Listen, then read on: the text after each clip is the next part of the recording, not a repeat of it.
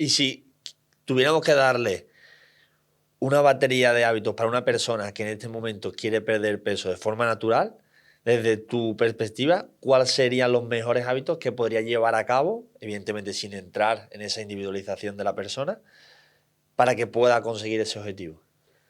Pues mira, para mí lo primero, y que he visto durante muchísimos años en consulta, es que la gente no mete verdura en las comidas principales.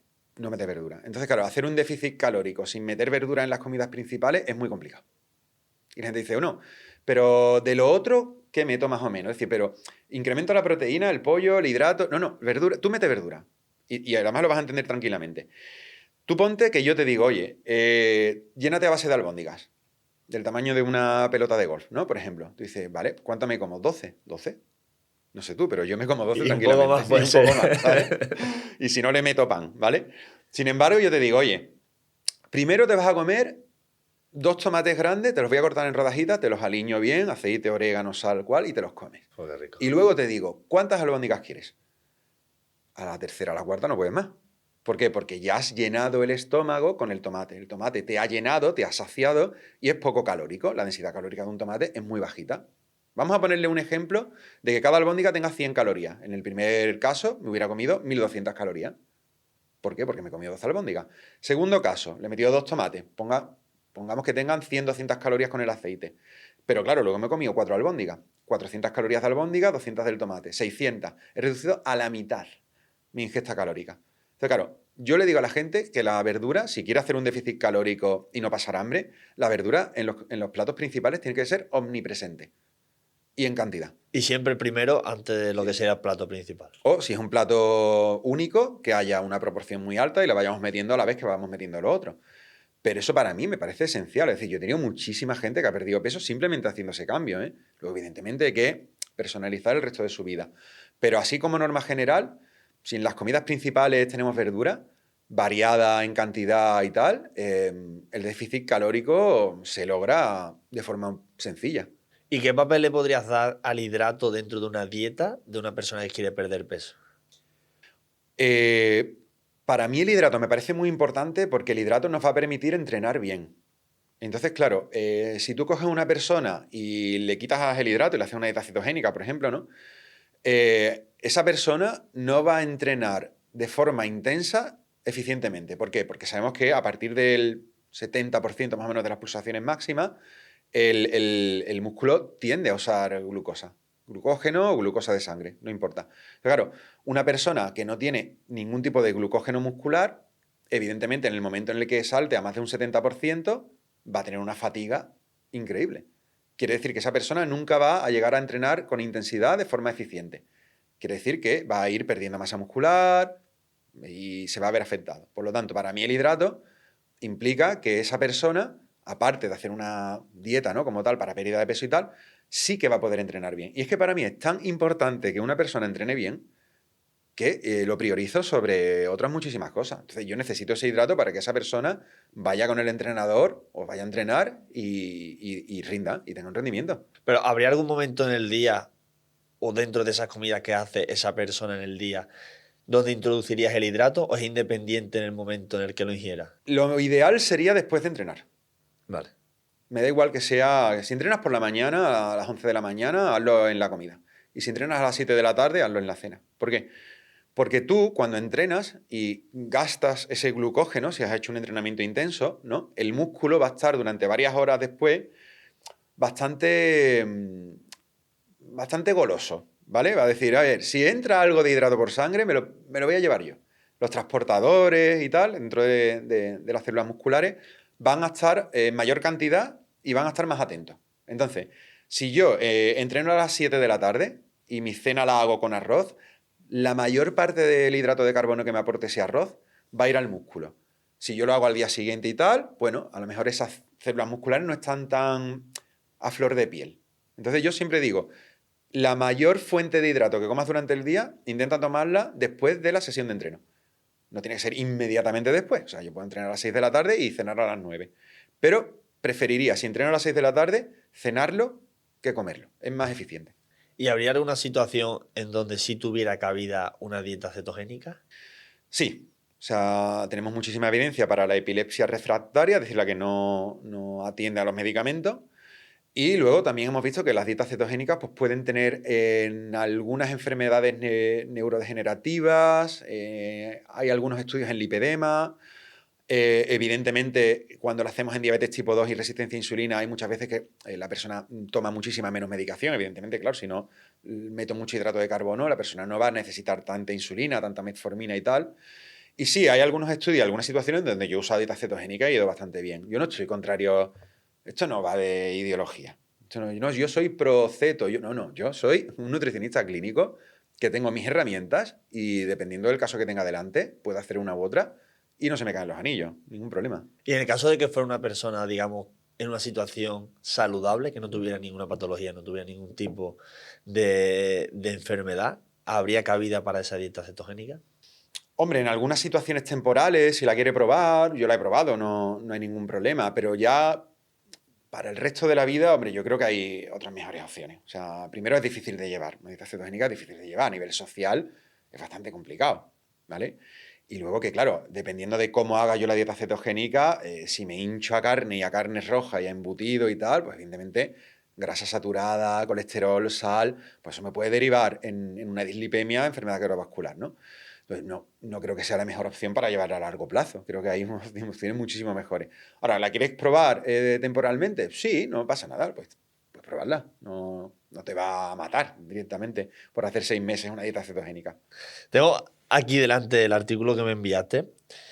Quiero que nos explicaras un poco, bueno, para todo el que no lo sepa, ¿no? Y poniéndolo un poco en contexto, está basado en el programa tan famoso que se hizo en Estados Unidos sobre pérdida de peso, con esas técnicas, si se pueden llamar salvajes, que se llevaban a cabo. Y me gustaría que nos contaras un poco por qué has elegido ese y sobre todo los resultados que se obtuvieron después de llevar a cabo ese estudio.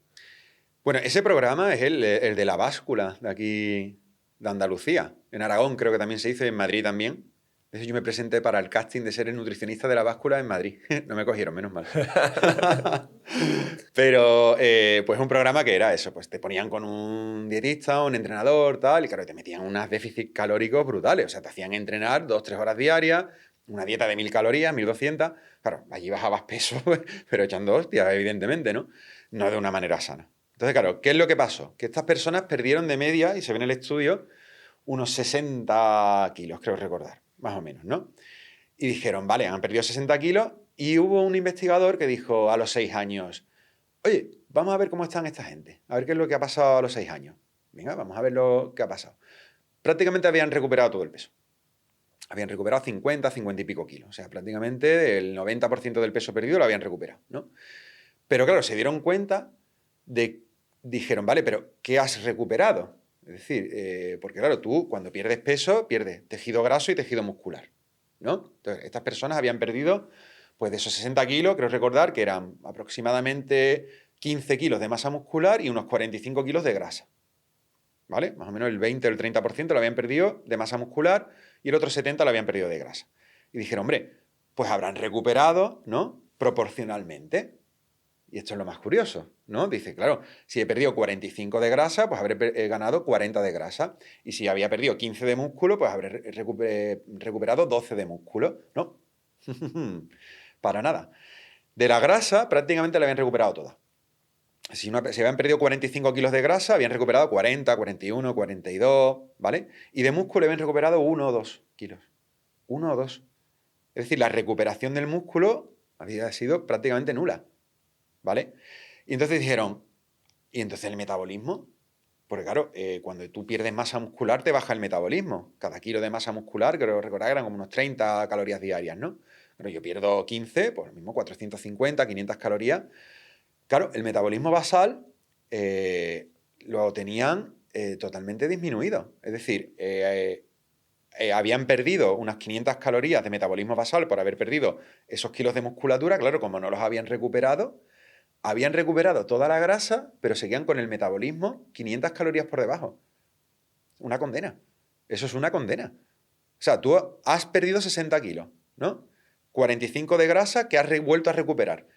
Has perdido 15 de masa muscular que no has recuperado. Y a día de hoy, prácticamente pesando lo mismo que al inicio del programa, tienes tu metabolismo 500 calorías, el basal, ¿eh? O sea, que si tú estás acostado todo el día en una cama, tu metabolismo ha bajado 500 calorías. O sea, esa persona en ese momento, si quisiera volver a llevar a cabo una dieta para perder peso, ¿Cómo haces un le déficit? costaría inmensamente 3, 4 veces más que en aquel momento. ¿Cómo haces un déficit calórico?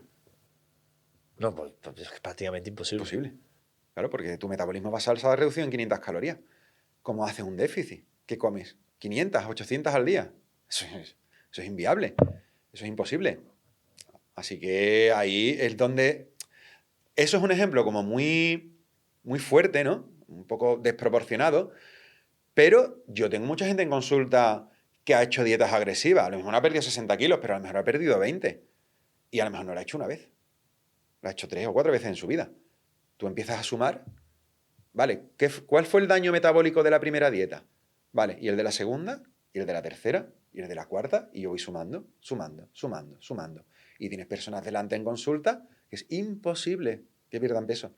Tienen el metabolismo tan deteriorado de tantas veces que lo han hecho y tantas adaptaciones metabólicas de una manera humana.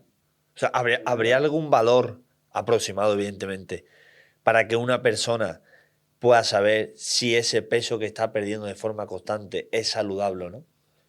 Sí, de media, más o menos, la pérdida de grasa, de tejido graso, se suele dar entre 300 y 700 gramos a la semana. Más no. O sea, una persona que esté perdiendo más de 700 gramos a la semana, lo más probable es que eso de más sea músculo. Músculo, agua, etcétera, ¿no? Pero principalmente al principio se perderá agua y luego estamos perdiendo músculo.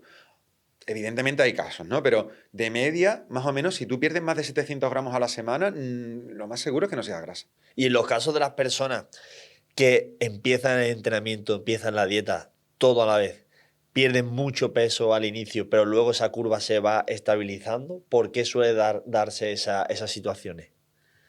Hombre, primero porque tú ten en cuenta que siempre una persona va a perder más peso al principio, por dos motivos. Uno, porque has implementado cambios que antes no tenía, evidentemente. El cambio que yo he hecho del primer día al segundo día es mucho mayor que del día 100 al día 101, ¿no? Y también luego porque, claro, hay una cosa muy sencilla. Por ejemplo, una persona en una caminata de 1 hora que pesa 90 kilos va a quemar más calorías que una persona que pesa 80, ¿no? Entonces, claro, si yo bajo de 90 a 80, mi misma actividad ya quema menos calorías. Que siempre hay una fase de plato a la hora de la pérdida de peso. Porque hay una serie de adaptaciones del cuerpo y porque, claro, evidentemente, yo no estoy moviendo tanto peso durante todo el día, ¿no? Entonces, claro, una persona que empieza a entrenar y empieza a hacer pues, una dieta y tal, claro, en el primer momento esos cambios de pasar de no hacer absolutamente nada a tener un gasto calórico entrenando de 500 calorías y de comer 2.500 a comer 1.500, bueno, al principio el resultado es muy potente. Luego, como he perdido 10 kilos, pues lógicamente mi consumo calórico basal y mi consumo calórico en las actividades es muchísimo menor. Entonces, siempre hay como una especie de fase de plato, ¿no? El set point que llamamos, ¿no? Entonces, ese set point, que es donde teóricamente el cuerpo quiere estar, en un entorno, evidentemente, yo lo puedo modificar modificando el entorno, que es el setting point. Tenemos dos teorías, set point, setting point, ¿no? El set point es como el punto de ajuste, el setting point es el punto de ajuste que yo puedo modificar si modifico mi entorno. Es la isla superviviente, ¿no? Su set point, ¿no? Cambia. ¿Por qué? Porque me voy a una isla y tengo que pescar. ¿Qué como? Pues como un pescado cada 2 días. Pues evidentemente pierdes peso. Te vuelvo a traer aquí y tienes el McDonald's al lado. Cambiamos el entorno, cambiamos el peso, ¿no? Pero siempre en un entorno tenemos la teoría de que tu cuerpo más o menos se tiende a mantener en un mismo peso. Evidentemente, cuando me pongo a hacer dieta y ejercicio, cambio mi entorno. Entonces, mi cuerpo se va a adaptar al siguiente entorno. El siguiente entorno lo mismo está 5 kilos por debajo, 10. Y cuando llega a ese punto, se adapta a ese punto y ahí quiere estar. ¿Le vuelvo a cambiar el entorno? Puedo seguir bajando, pero tengo que hacer cambios de entorno todo el rato. ¿Y qué papel crees que podría llegar a tener o de qué forma se podría introducir en una persona que está buscando perder peso el comer fuera de lo que sería su entorno habitual cocinando sus alimentos en casa? ¿Y qué papel crees que podría tener también los ultraprocesados dentro de esa dieta? ¿Cómo se podría implementar para que no hubiera, como estamos hablando antes, una restricción excesiva y hubiera adherencia en esa dieta? Tiene que haber. O sea, yo le impongo a mis pacientes que tengan vida social. Hombre, es que si no es imposible. O sea, yo no quiero una persona con un trastorno delante mía. O sea, yo no quiero una persona que sea obsesiva y que diga, no, no, es que yo como perfecto todos los días de mi vida. ¿Para qué? Oye, que la comida también es gastronomía y es placer. Que yo como cosas que sé que son malas para la salud. ¿Y qué? Es que están buenas. Es que en ese momento la salud la dejo a un lado. Y lo único que me importa es mi placer puro y duro. Entonces, claro, una persona, eso, o estás muy trastornado y estás obsesivo, que es algo que yo estoy totalmente en contra, pero una persona normal de la calle necesita salir a tomarse algo con sus amigos. ¿Y qué me tomo ese día, Pablo? Lo que más te guste. ¿Qué quieres que te diga? No, esto, lo otro. Hombre, otra cosa es que me diga, mira, Pablo, yo tengo una vida social, que es que yo como con mis amigos 8 o 10 veces a la semana. Te digo, hombre, pues si quieres tener cierto objetivo, algunos cambios hay que implementar en esa vida social. Pero una persona que me dice, yo es que como mucho el viernes pedimos algo de comida para casa y el sábado por la noche salgo a cenar. Pues lo que te dé la gana. Mira, tú ten en cuenta que cada comida o cena de la semana es un 7% aproximadamente, ¿no? Tenemos 7 comidas, 7 cenas, 14. 14 por 7 son un 98, casi un 100%. Ponle, vamos a dar un valor de un 7%. Si tú el viernes por la noche pides por Uber Eats y el sábado te has ido a comer con tus amigos, es el 14%. A mí lo que me interesa es el otro 84%. A mí ese 14%, ¿tú te crees que ese 14% a ti te va a afectar en la salud? Para nada. Lo que te va a dar es sostenibilidad, adherencia, flexibilidad, alegría a la vida. Es decir, pues sí, pues, ¿qué me he comido hoy? Una hamburguesa. ¿De dónde? Del Burger King. ¿Y qué? Ya, pero es que tiene grasa. Ya, claro, es que por eso está buena. Es que yo en ese momento, claro que quiero grasa saturada y quiero colesterol y quiero sal. Claro, eso es lo que me da el placer. Pero es que por hacer eso de forma esporádica, no hemos visto que tenga una afectación a la salud cuando tú eres una persona que entrena, que duermes bien. Es que no, de verdad. Lo que te va a dar es flexibilidad y adherencia, como hemos dicho. Y si tuvieras que elegir el momento del día, digamos, donde pecar, ¿hay alguna diferencia entre hacerlo en la cena o en el almuerzo? Sí, ¿Y cuál elegirías? la comida. ¿Por qué? Porque tenemos más sensibilidad a la insulina. Y entonces se metaboliza un poquito mejor. Un poquito, ¿eh? Tampoco hay que fliparse, ¿vale? Pero si puedes y no te molesta, pues, hombre, es un poquito mejor hacerlo en la comida. Y yo siempre también diría, entrena antes. Entrena antes. ¿Por qué? Tú fíjate que yo a las 11 de la mañana me he ido a CrossFit. He roto el músculo y he quemado glucógeno muscular a tope, ¿no? Quiere decir que si yo luego me como, pues yo qué sé, pues un bacalao con patatas, la proteína del bacalao irá a recomponer mi tejido muscular dañado en el CrossFit, ¿vale? A hacer los 190 burpees de ese día, y la patata a reponer el glucógeno muscular que he usado. Se va a canalizar mucho más que si yo no he entrenado. Entonces dice, bueno, pues si hago un buen entrenamiento y luego me voy a comer, hombre, pues gran parte de esto que me voy a comer va a ir a meterse dentro de mis músculos, ¿no? Como un post-entreno, ¿no? Diría yo. Entonces, creo que es una buena idea. Gracias por quedarte hasta el final. Y si te ha gustado esta conversación, compárteselo a un amigo a quien puedas ayudar. Y por supuesto, suscríbete al canal. Y aquí te dejo un vídeo para que sigas aprendiendo. Dale, nos vemos ahí.